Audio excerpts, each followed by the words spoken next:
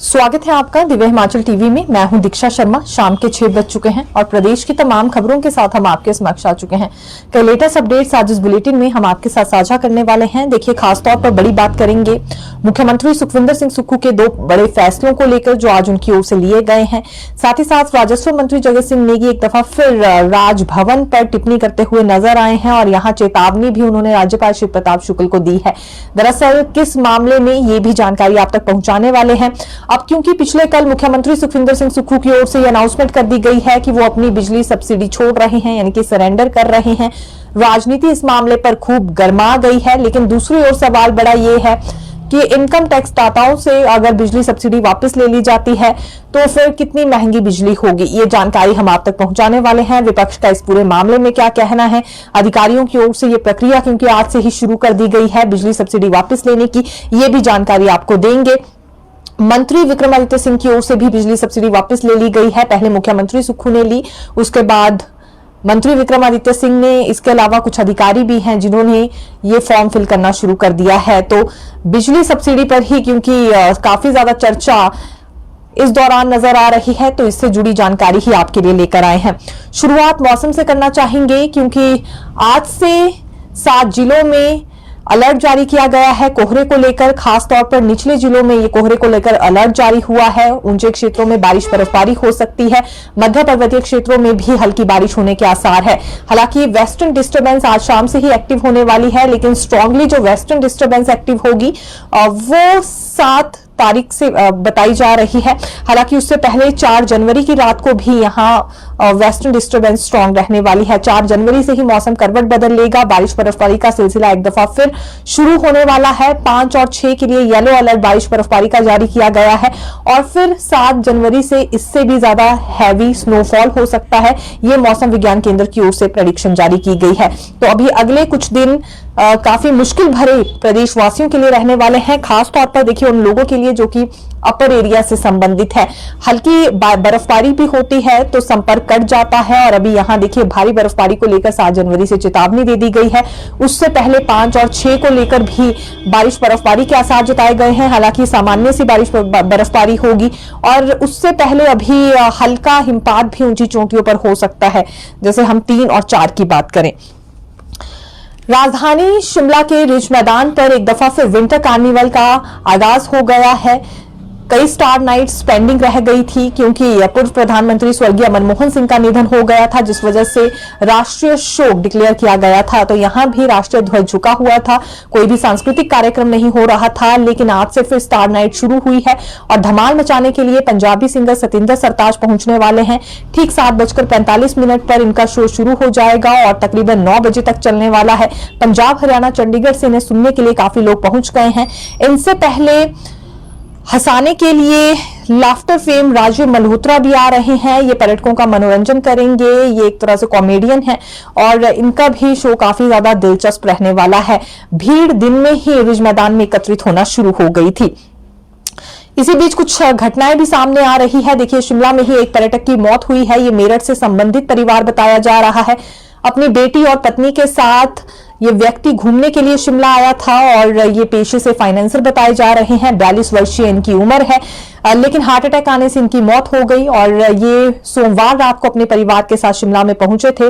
मंगलवार सुबह इनकी पत्नी की ओर से अन्य परिजनों को ये जानकारी दी गई, लेकिन इस पूरे मामले में मोड़ तब आ गया जब मृत व्यक्ति जिनका नाम हरदीप है, इनकी बहन गुरविंदर की ओर से यह आरोप लगाया गया कि हरदीप की पत्नी निशा ने ही उनकी मौत को अंजाम दिया है। अब इस पूरे मामले में छानबीन हो रही है। हालांकि मेरठ के पुलिस थाना में गुरविंदर की ओर से शिकायत दर्ज करवाई गई है, लेकिन मेरठ की पुलिस इस पूरे मामले में शिमला पुलिस के साथ संपर्क कर रही है। ये शिमला बालूगंज थाना में केस दर्ज हुआ है और बालूगंज थाना पुलिस की ओर से ही व्यक्ति का पोस्टमार्टम भी करवाया जा रहा है। अब मामले की हकीकत क्या है बाद में ही पता चल पाएगा, क्योंकि पत्नी निशा और बेटी की ओर से यही कहा जा रहा है कि हार्ट अटैक से ही व्यक्ति की मौत हुई है। लेकिन गुरविंदर का कुछ और कहना है। गुरविंदर ने कई आरोप भी व्यक्ति की पत्नी पर लगाए हैं। देखिए, चिल्ड्रन ऑफ द स्टेट भ्रमण पर निकल गए हैं। ये वही बच्चे हैं जिन्होंने बचपन में ही अपने माँ बाप को खो दिया था। अब सुखाश्रय योजना मुख्यमंत्री सुक्खू की ओर से लाई गई है और मुख्यमंत्री का मानना है कि सुखाश्रय योजना उन्हें बच्चों के लिए लाभदायक सिद्ध होने वाली है जिनके पास माँ बाप नहीं है, क्योंकि सरकार ही उनकी माँ बाप अब बनेगी और उनका पूरा खर्चा भी सरकार की ओर से किया जाएगा। आज भ्रमण के लिए पहले दल को रवाना किया गया है। राज्य सचिवालय से हरी झंडी दिखाते हुए ये वॉल्वो बस गई है और तकरीबन 4 स्टेशन ये बच्चे घूमकर आएंगे, जिसमें चंडीगढ़ पहला स्टेशन है, फिर दिल्ली, फिर आगरा और इसके अलावा गोवा है। हिस्टोरिकल प्लेसेस में जाकर भी बच्चों की ओर से ज्ञान हासिल किया जाएगा। लेकिन पहली मर्तबा ऐसा हुआ है जब इन बच्चों का किसी ने इतना ख्याल रखा कि भ्रमण तक के लिए इन्हें भेजा गया हो और अन्य खर्चा भी सरकार की ओर से इनका उठाया जा रहा है। देखिए, हिमाचल प्रदेश विश्वविद्यालय ने सुनहरा मौका दिया है उन छात्रों को जिनकी पढ़ाई बीच में छूट गई थी या जो अपना स्कोर बढ़ाना चाह रहे हो, तो दोबारा से ये 2018-19 के छात्र एडमिशन ले सकते हैं बीए, बीएससी, बीकॉम और शास्त्री में। ये 28/9/2024 को प्रस्ताव रखा गया था, इसे लेकर मंजूरी मिल गई है। 2018-19 के छात्र एक दफा फिर इन कोर्सेज के लिए एडमिशन ले सकते हैं या परीक्षाएं देने के लिए आवेदन कर सकते हैं। ये सुनहरा मौका कहना चाहेंगे जो कि हिमाचल प्रदेश विश्वविद्यालय की ओर से दिया गया है। हालांकि ये परीक्षाओं को लेकर ही खास मौका है और जो एग्जाम है वो मार्च में कंडक्ट किया जाएगा। बाकी की जानकारी आप एचपीयू की वेबसाइट पर जाकर भी देख सकते हैं। वॉलीबॉल विवाद अब जाकर सुलझा है। ये खिलाड़ियों की ओर से कई आरोप लगाए जा रहे थे कि टीम के चयन के लिए धांधलियां की गई हैं, टीम का चयन सही तरीके से नहीं हुआ है और टीम के चयन को लेकर बड़े सवाल इनकी ओर से उठाए गए। विवाद इतना ज्यादा बढ़ गया था कि मुख्यमंत्री सुखविंदर सिंह सुक्खू से मिलने के लिए भी खिलाड़ी पहुंचे थे, जिसके बाद तय ये किया गया है कि वॉलीबॉल फेडरेशन ऑफ इंडिया की एडहॉक कमेटी की ओर से अब नए सिरे से हिमाचल प्रदेश की यानी कि राज्य स्तरीय टीम वॉलीबॉल की चयनित की जाएगी। नए सिरे से टीम का चयन होगा। इसमें पहले जानकारी ये आई थी कि जो पूर्व में कैप्टन था उसे भी टीम के बाहर कर दिया गया था। इसके अलावा जो राष्ट्रीय स्तर पर वॉलीबॉल कैंप में शामिल रहा है उसे भी बाहर का रास्ता दिखा दिया गया था। तो इसमें धांधली हो रही है, अप्रोच सिस्टम चल रहा है, जो क्षमता रखते हैं प्रतियोगी उन्हें बाहर का रास्ता दिखाया जा रहा है। यही आरोप इनकी ओर से लगाए गए, जिसके बाद तय ये हुआ है कि अब जो नेशनल फेडरेशन है वॉलीबॉल की वो इस टीम का चयन करने वाली है। जो मापदंड तय किए गए हैं उसी के आधार पर चयन किया जाएगा और चयन कुछ इस तरीके से होगा कि जो काबिलियत छात्र या खिलाड़ी रखता होगा महज उसी को यहां पर चुना जाएगा। अब इस बात से खिलाड़ी भी सहमत है क्योंकि तय मापदंडों के अनुसार ही यहां टीम का नया गठन होने जा रहा है, नई टीम बनेगी और राष्ट्रीय स्तर की प्रतियोगिताओं में जाएगी। तो ये हिमाचल लेवल की टीम तैयार हो रही है ताकि राष्ट्रीय स्तर की प्रतियोगिताओं में वो आगे भाग ले सके। और पिछले कुछ दिनों में ये ट्रायल हुए थे, लेकिन जब ट्रायल होने लगे उसी वक्त गतिरोध बढ़ गया था और कुछ एक सवाल भी टीम के चयन को लेकर इन प्रतिभागियों की ओर से उठाए गए थे। आईजीएमसी कर्मचारियों की ओर से हड़ताल को लेकर अल्टीमेटम दे दिया गया है। ये अगले कल से हड़ताल पर जाने वाले हैं। आउटसोर्स पर इनकी ओर से सेवाएं ली जा रही थी। तकरीबन 132 आउटसोर्स कर्मचारी आईजीएमसी में बताए जा रहे हैं जिन्हें बाहर का रास्ता दिखा दिया गया है। नए साल की शुरुआत में नौकरी से बाहर किया गया है, ये इन्हें मंजूर नहीं है और सुपरवाइजर की ओर से ये सफाई कर्मचारियों को नोटिस जारी हो गया है कि इनका एग्रीमेंट खत्म है। ये कहां जाएंगे? पिछले कई वर्षों से सेवाएं दे रहे थे। तकरीबन 132 के करीब कर्मचारी हैं जिनकी नौकरी समाप्त की गई है। ऐसे मौके पर जब न्यू ईयर शुरू हुआ हो तो नौकरी छोड़ देना या नौकरी से बाहर कर देना उचित नहीं है, इसीलिए अल्टीमेटम इन्होंने दिया है। अगले कल से ये आईजीएमसी प्रशासन के खिलाफ प्रदर्शन करेंगे। आईजीएमसी प्रशासन के साथ साथ सरकार के खिलाफ भी आज, क्योंकि इनकी ओर से नारे लगाए गए हैं। गेट मीटिंग दरअसल की गई थी और इसमें महज 132 कर्मचारी नहीं बल्कि अन्य जो आउटसोर्स कर्मचारी है आईजीएमसी में वो भी इनका समर्थन कर रहे हैं। 500 के करीब कर्मचारी हैं जो कि अगले कल हड़ताल पर रहने वाले हैं और इनकी नौकरी बहाल की जाए, इस नोटिस को वापस लिया जाए, ये मांग इनकी ओर से उठाई जाएगी। पहले भी कई मर्तबा इस तरह की स्थिति बनी है। अभी देखिए, वैसे ही आधे डॉक्टर्स अवकाश पर चल रहे हैं। अब अगर आउटसोर्स कर्मचारी भी नहीं होंगे तो सेवाएं बहुत बुरी तरह से प्रभावित होंगी। आज भी हालात यही बने रहे। गेट मीटिंग बाहर होती रही और अंदर ओटी की सेवाएं भी प्रभावित हुई। कई ऐसे मरीज आए थे जिन्हें पूरी सुविधाएं वहां पर नहीं मिल पाई, क्योंकि सफाई कर्मचारियों से लेकर जो अन्य श्रेणियों के कर्मचारी हैं वो भी इनके साथ गेट मीटिंग कर रहे थे। और अगले कल से ये 500 के करीब कर्मचारी हैं जो कि हड़ताल पर जाने वाले हैं। तो बहुत सारी समस्याएं आने वाली है। फिर चाहे टिकट काउंटर की बात करें या अन्य सेवाओं की बात करें तो उसमें काफी परेशानियां आएगी। पर्ची काटना तक यहां पर देखिए बेहद मुश्किल होने वाला है। एनएचएम में आउटसोर्स भर्ती को मंजूरी मिल गई है। विभिन्न श्रेणियों में आउटसोर्स आधार पर पद भरे जा रहे हैं। स्टाफ नर्स के सबसे ज्यादा 622 पद भरे जा रहे हैं, लेकिन प्रशिक्षित नर्सेज की ओर से ये राह देखी जा रही थी कि कब नियमित तौर पर भर्ती होती है। इस बात को लेकर गतिरोध अब खड़ा हो सकता है। ये स्वास्थ्य विभाग में नियमित भर्ती की उम्मीद लगाकर बैठी थी, लेकिन आउटसोर्स आधार पर 622 पद भरे जाएंगे। आउटसोर्स यानी कि वही बात कि देखिए कोई गारंटी नहीं है जॉब की कब तक होगी, कम सैलरी में काम करना पड़ेगा। और आउटसोर्स कर्मचारियों की ओर से एक कॉमन समस्या जो हर बार गिनवाई जाती है कि इनका शोषण होता है, समय कुछ और रहता है और 8 घंटे के बजाय इनसे 10 या 12 या इससे ज्यादा घंटों में भी काम लिया जाता है। सीएचओ के 530 पद आउटसोर्स आधार पर भरे जा रहे हैं। ओटीए के 138 पद भरे जा रहे हैं और 1 साल बाद तकरीबन ये आउटसोर्स भर्तियों को भी मंजूरी मिली है। 2023 के एंड में इन भर्तियों के लिए प्रस्ताव गया था, लेकिन मंजूरी अभी तक नहीं मिल पा रही थी। अब मंजूरी जरूर मिली, स्टाफ की कमी भी पूरी हो पाएगी, लेकिन आउटसोर्स आधार पर जो भर्ती हो रही है, प्रशिक्षित नर्सेज क्या इससे सहमत हो पाएंगी, ये इस वक्त का बड़ा सवाल है। देखिए, मुख्यमंत्री सुक्खू 3 और 4 फरवरी को विधायक प्राथमिकता बैठकों की अध्यक्षता करने वाले हैं। ये वार्षिक बजट 2025-26 के लिए विधायक अपनी प्रायोरिटीज देने वाले हैं। पिछले कौन से काम कर लिए गए हैं जो पिछली प्रायोरिटी में उनकी ओर से दिए गए थे और कितने पेंडिंग रह गए हैं, कितने बजट की आवश्यकता है, अभी मौजूदा समय के लिए वो क्या प्रायोरिटी लेकर चल रहे हैं, इस पर उनकी ओर से जानकारी दी जाती है। तो 3 और 4 फरवरी को ये सचिवालय में ही बैठक होगी। 3 फरवरी 2025 को 10:30 बजे से 1:30 बजे तक कांगड़ा, किन्नौर और कुल्लू के एमएलए पहुंचने वाले हैं इस बैठक के लिए। फिर दोपहर 2 बजे से 5 बजे तक सोलन, चंबा, बिलासपुर, लाहौल स्पीति जिले के विधायकों के साथ ये बैठक आयोजित होगी। 4 फरवरी 2025 को 10:30 बजे से फिर 1:30 बजे तक शिमला और मंडी जिले के विधायक आएंगे। 2 से 5 बजे तक ऊना, हमीरपुर, सिरमौर के विधायकों के साथ ये बैठक आयोजित की जाएगी। देखिए, एक नया मामला सामने आया है और ये जानकारी काफी ज्यादा गंभीर भी है, क्योंकि इसमें पुलिस की कार्यप्रणाली पर ही सवाल उठ रहे हैं। ये जिला चंबा के डलहौजी के बनीखेत में मामला सामने आया, जहां निजी होटल के मैनेजर की हत्या कर दी गई। नाम मैनेजर का राजेंद्र मल्होत्रा था और हत्या करने वाले युवक कोई और नहीं बल्कि 3 के करीब पुलिसकर्मी बताए जा रहे हैं। दरअसल जब 31 दिसंबर की नाइट को 12 बजे ये पुलिसकर्मी उस होटल में पहुंचे तो तीनों पुलिसकर्मियों ने शराब पी हुई थी और होटल में जाते ही ये एक और शराब की बोतल और चिकन की मांग करने लगे। जो फ्रंट ऑफिस में लड़का था उसके साथ बहस हुई और वेटर के साथ भी बहसने लगे। बहुत मुश्किल से इस बहस को सुलझाया मैनेजर राजेंद्र मल्होत्रा ने, लेकिन उसके बाद कार पार्किंग में जाकर भी पुलिस की ओर से बहस बसाई शुरू कर दी गई। तीनों पुलिसकर्मी मैनेजर के साथ फिर बहसने लगे, बात हाथापाई तक पहुंच गई और उसके बाद 10 फुट की ऊंचाई से मैनेजर को नीचे गिरा दिया गया। हालांकि माना जा रहा है कि ये आपस में हाथापाई कर रहे थे, उस बीच धक्का लग गया और मैनेजर नीचे गिर गया।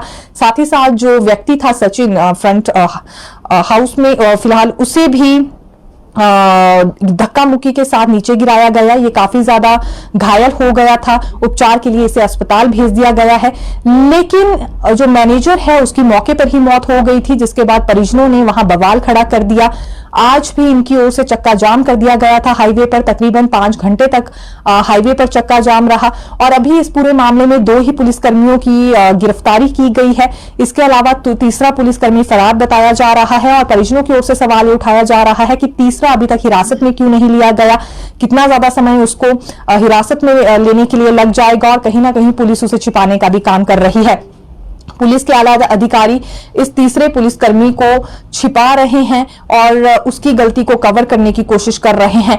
अभी पूरे मामले को लेकर यही परिजनों का कहना है कि सीबीआई जांच इसमें होनी चाहिए और उन्हें होटल के कर्मचारियों पर भी शक है कि वो इन आरोपियों के साथ मिले हुए थे। ये षड्यंत्र रचा गया है होटल के मैनेजर को मारने के लिए, उसे जबरदस्ती ऊपर से नीचे फेंका गया है। बात सिर्फ धक्का मुक्की तक की नहीं थी, यानी कि पहले उसे मारा गया है और उसके बाद ऊपर से नीचे फेंक दिया गया और ये बताने की कोशिश की जा रही है कि धक्का मुक्की के दौरान वो खुद ही नीचे गिर गया था। हालांकि जो शव का पोस्टमार्टम है वो फॉरेंसिक एक्सपर्ट से करवाया गया है, ये भी जानकारी सामने आई है और आरोपियों को पुलिस रिमांड के लिए अदालत में भी पेश किया गया है। लेकिन 2 ही पुलिसकर्मी हिरासत में लिए गए हैं, तीसरा पुलिसकर्मी अभी तक हिरासत में क्यों नहीं लिया गया, उसकी गलती को क्यों छिपाया जा रहा है, पुलिस उसे प्रोटेक्ट क्यों कर रही है, ये आरोप यहां परिजनों की ओर से लगाए गए हैं और ये सवाल भी इन्होंने किए हैं। तो ये देखा जा सकता है बड़ा मामला कहना चाहेंगे सामने आया है। पहले क्योंकि ये चिकन को लेकर डिमांड करते हैं, शराब की बोतल मांगते हैं, फिर फ्रंट ऑफिस में जो युवक था सचिन उसके साथ भी बहस की, वेटर के साथ बहस की, फिर जब बहस एक बार खत्म भी हुई तो पार्किंग में जाकर दोबारा मैनेजर के साथ इन्होंने बहस की, हाथापाई तक नौबत पहुंच गई। हाथापाई करने के बाद उसे 10 फुट की ऊंचाई से नीचे गिरा दिया गया और अब बात यहां तक पहुंच गई है और जो कि पुलिसकर्मियों की ओर से कहा जा रहा है कि धक्का मुक्की करते वक्त वो ऊपर से नीचे गिर गया था, लेकिन परिजन ये बात मानने के लिए तैयार नहीं है। और यहां पुलिस की कार्यप्रणाली पर भी कई तरह के सवाल उठ रहे हैं कि कैसे वो निजी होटल के व्यक्तियों के साथ इस तरह का बिहेव कर सकते हैं, वहां कर्मचारियों के साथ बहस कर सकते हैं। अभी वैसे ही पर्यटकों की ओर से कई जगहों पर माहौल काफी ज्यादा अशांतिपूर्ण हुआ है, यानी कि अशांति एक तरह से फैली हुई है और वहां भी पर्यटकों की ओर से ऐसी ही गतिविधियों का अंजाम दिया जा रहा है। अभी कुफरी में चाकुओं से हमला कर दिया गया था, फिर कुछ पर्यटकों की गाड़ियों में हॉकी स्टिक्स पाई जाती हैं और जिस पुलिस पर निर्भर रहते हैं स्थानीय लोग कि पुलिस उन्हें प्रोटेक्ट करेगी, तो पुलिस खुद भी हाथापाई करके एक मंजिल से दूसरी मंजिल तक फेंकने का काम कर रही है, लोगों को मार गिराने का काम कर रही है। तो ये पुलिस कार्यप्रणाली पर सवाल उठे हैं। एक दफा फिर पुलिस कहीं ना कहीं सवालों के कटघरे में खड़ी हो गई है। देखिए, बिजली सब्सिडी की लड़ाई बढ़ गई है, ये कहना गलत नहीं होगा। एक और राजनीतिक माहौल हमें इस पर देखने के लिए मिल रहा है। दूसरी ओर मुख्यमंत्री सुखविंदर सिंह सुक्खू के ऐलान के बाद आज बिजली बोर्ड के अधिकारी सचिवालय पहुंच गए थे, जहां ये बिजली सब्सिडी फॉर्म्स उनसे भरवाए गए हैं, यानी कि सब्सिडी सरेंडर करने के फॉर्म भरवाए गए हैं मंत्रियों से और मुख्यमंत्री से। मुख्यमंत्री सुक्खू ने अपने 5 मीटर्स की सब्सिडी वापस देने का ऐलान किया है और दूसरी ओर मंत्री विक्रमादित्य सिंह की ओर से भी अब ये सब्सिडी छोड़ी जा रही है। लेकिन सवाल बड़ा ये है कि अभी तक कितना खर्चा इसका बिजली बोर्ड पर पड़ रहा था और बिजली इसके बाद उन लोगों के लिए कितनी महंगी हो जाएगी जिनसे सब्सिडी ली जाएगी। अभी 1200 करोड़ हर साल सरकार सब्सिडी पर खर्च कर रही है। इसमें सबसे ज्यादा सब्सिडी का खर्चा 125 यूनिट बिजली निःशुल्क देने पर आ रहा था, 800 करोड़। तो देखिए, बिजली सब्सिडी सरेंडर होने के बाद प्रति यूनिट लागत अब 5 रुपए 60 पैसे के बजाय 6 रुपए 25 पैसे पड़ेगी। यह अंतर हो जाएगा। जहां 5 रुपए 60 पैसे सब्सिडी के साथ प्रति यूनिट बिजली पड़ रही थी, तो अब ये 6 रुपए 25 पैसे पड़ने वाली है और 800 करोड़ का खर्चा 125 यूनिट निःशुल्क बिजली का ही इसमें बताया जा रहा है। लेकिन नेता प्रतिपक्ष जयराम ठाकुर ने कई सवाल उठाए हैं। उनका कहना है कांग्रेस सरकार ने गारंटी दी थी सत्ता में काबिज होने से पहले कि 300 यूनिट तक निःशुल्क बिजली दी जाएगी, लेकिन यहां तो मुख्यमंत्री खुद ही बिजली सब्सिडी छोड़ने पर अब आ गए हैं। 300 यूनिट निःशुल्क बिजली देना दूर की बात है, जो 125 यूनिट निःशुल्क बिजली दी भी जा रही थी भाजपा के समय पर, उसे वापस लिया जा रहा है और शुरुआत भी खुद से ही कर रहे हैं ताकि बाद में सभी लोग अपने आप ही इस सब्सिडी को छोड़ दे। ये उचित नहीं है। जो गारंटी दी गई थी उसे पूरा करना चाहिए और जब ये पूरी नहीं कर पा रहे हैं तो इस्तीफे की मांग नैतिकता के आधार पर नेता प्रतिपक्ष ने की है। मुख्यमंत्री सुक्खू से उन्हें इस्तीफा दे देना चाहिए नैतिकता के आधार पर, क्योंकि कोई भी वादा पूरा नहीं कर पा रहे हैं, वादा खिलाफी कर रहे हैं। और इससे ज्यादा बड़ा एग्जाम्पल कुछ और नहीं हो सकता है, जहां खुद से ही मुख्यमंत्री ने सब्सिडी छोड़ने की शुरुआत की है। वादा जो किया था वो 300 यूनिट निःशुल्क बिजली का था, लेकिन 125 यूनिट भी ये नहीं दे पा रहे हैं। दूसरी बड़ी बात इन्होंने ये भी कही कि ये फैसला तो पहले ही सरकार ने ले लिया था कि 125 यूनिट निःशुल्क बिजली उन लोगों को नहीं दी जाएगी जो कि इनकम टैक्स दाता हैं। तो ऐसे में उन इनकम टैक्स पेयर्स से ये काटने के बजाय या इस प्रक्रिया को पूरा करने के बजाय खुद से ही मुख्यमंत्री ने शुरुआत की, क्योंकि इस प्रक्रिया को भी ये पूरा नहीं कर पाए हैं। यानी कि ये प्रोसीजर ही पूरा नहीं कर पाए कि कितने लोगों को इस श्रेणी में रखना है और कितने लोगों को नहीं रखना है। ये मेहनत का काम था। सरकार को लगा कोई आसानी भरा रास्ता निकाला जाए, इसलिए खुद से ही सब्सिडी छोड़ने का प्रयास उन्होंने किया है। मुख्यमंत्री सुक्खू ने अपने 5 बिजली मीटर्स की सब्सिडी छोड़ दी है। दूसरी ओर मंत्री विक्रमादित्य सिंह के 15 मीटर्स हैं, इन्होंने भी सब्सिडी छोड़ दी है। विधायक हरीश चनार्था और डेप्यूटी कमिश्नर अनुपम कश्यप की ओर से भी फॉर्म भर लिया गया है, यानी कि ये सब्सिडी फॉर्म भरा गया है। सब्सिडी पर सरेंडर करने वाला फॉर्म इनकी ओर से भरा गया है। अब देखिए, उन लोगों की काफी मौज है जिनका रिटायरमेंट पीरियड शुरू होने वाला था और ये सर्विस टाइम खत्म हुआ था। 31 दिसंबर को कई ऐसे अधिकारी थे जिनका रिटायरमेंट पीरियड शुरू होने जा रहा था, लेकिन सरकार की ओर से एक्सटेंशन दे दी गई है। एक मामला पशुपालन विभाग में सामने आया है। हालांकि देखिए, युवाओं की ओर से रीएम्प्लॉयमेंट को लेकर कई विरोधी स्वर उठाए गए हैं, कई मर्तबा इन्होंने बड़े प्रदर्शन किए, लेकिन उसका कोई असर नहीं हुआ है। अभी भी एक्सटेंशन दी जा रही है। पशुपालन विभाग में डॉक्टर प्रदीप कुमार शर्मा को 6 महीने की एक्सटेंशन दे दी गई है उनकी पोस्ट पर। ऐसा ही मामला सचिवालय में भी देखने में आया है। 2 अधिकारी रिटायर हुए थे 31 दिसंबर को, लेकिन इन्हें भी 6 महीने की एक्सटेंशन दे दी गई है। सुपरवाइजर की डेजिग्नेशन इन्हें फिलहाल अभी सरकार की ओर से दी गई है। गुरुवार को राज्य सरकार ने 2 आईएएस अधिकारियों का भी तबादला किया है। सोलन में एडीसी के पद पर तैनात अजय कुमार यादव को अब schedule caste and schedule tribal development corporation Solan का एमडी नियुक्त किया है, जबकि एडीसी काजा राहुल जैन को सोलन ट्रांसफर किया गया है। ये भी एक बड़ी अपडेट कहना चाहेंगे। और देखिए, यहां राजस्व मंत्री जगत सिंह नेगी ने बड़ा बयान दिया है राजभवन पर, या सीधे तौर पर यूं कह लीजिए कि राज्यपाल शिव प्रताप शुक्ल पर ही इन्होंने बड़ा बयान दे दिया है। इनका कहना है कि नौतोड़ आवंटन को लेकर कोई भी फैसला राजभवन से जल्दी नहीं किया जा रहा है। मजबूरन किन्नौर के लोगों को सड़कों पर उतरना पड़ेगा, क्योंकि ट्राइबल क्षेत्र में 20,000 के करीब अभी आवेदन पेंडिंग है जिन पर फैसला नहीं हो पा रहा है। और फैसला इसलिए नहीं हो रहा है क्योंकि राजभवन इसमें काफी ज्यादा देरी कर रहा है। ये मांग उठाई गई थी कि जो राज्यपाल शिव प्रताप शुक्ल हैं वो अनुच्छेद 5 के तहत फॉरेस्ट कंजर्वेशन एक्ट को सस्पेंड करें और उससे फिर नौतोड़ आवंटन की मंजूरी किन्नौर क्षेत्र के लोगों के लिए मिल पाएगी। लेकिन इसमें जल्दबाजी नहीं दिखाई जा रही है और अब विवश होकर किन्नौर के लोग सड़कों पर भी उतर सकते हैं। ये अल्टीमेटम उन्होंने दे दिया है। लेकिन दूसरी ओर राजभवन की ओर से तर्क सामने ये आया है कि इस फाइल में 3 आपत्तियां लगाई गई हैं और उनका जवाब सरकार की ओर से नहीं दिया जा रहा है। पहले इन 3 ऑब्जेक्शंस का जवाब सरकार दे, उसके बाद ही मामला आगे बढ़ सकता है।